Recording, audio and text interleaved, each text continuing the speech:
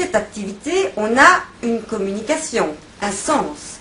Par conséquent, ce ne sont pas des listes de mots qu'on jette, c'est des mots employés dans un contexte avec un article.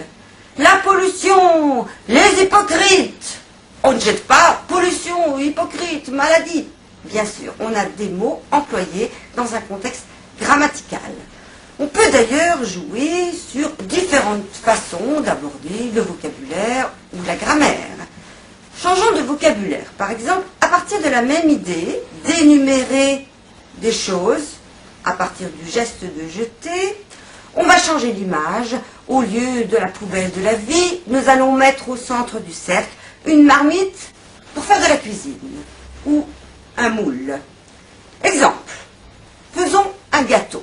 On va entendre de la farine, du sucre, de la levure, du chocolat, etc.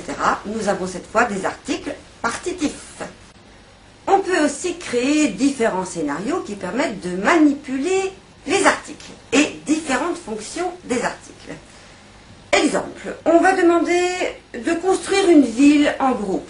Alors, les élèves vont poser des choses dans cette ville, chacun une chose. Je vais entendre un cinéma, des bancs publics, une école, un hôpital, un terrain de sport, une discothèque, etc. Vous remarquerez en même temps à chaque fois que l'objet est posé sur la dernière syllabe.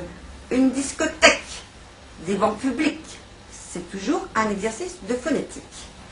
Mais maintenant, on peut ajouter des choses pour faire changer les articles. Je vais dire, par exemple, dans cette ville, il va y avoir un tremblement de terre. On va sauver une seule chose. Quelle est celle qui est la plus importante? Ou au contraire, il y a trop de choses dans cette ville, elle devient trop lourde. Qu'est-ce qu'on enlève?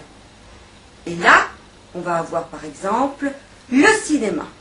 Alors qu'on a posé un cinéma, je vais enlever cette fois ou garder le cinéma, celui qui est là.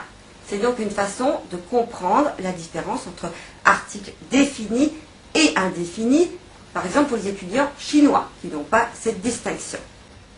Et puis à nouveau, on a encore ici des sujets de discussion et de débat. S'il faut enlever quelque chose de la ville, est-ce qu'on enlève plutôt la bibliothèque ou la discothèque? Bien sûr, les gens ne sont pas d'accord.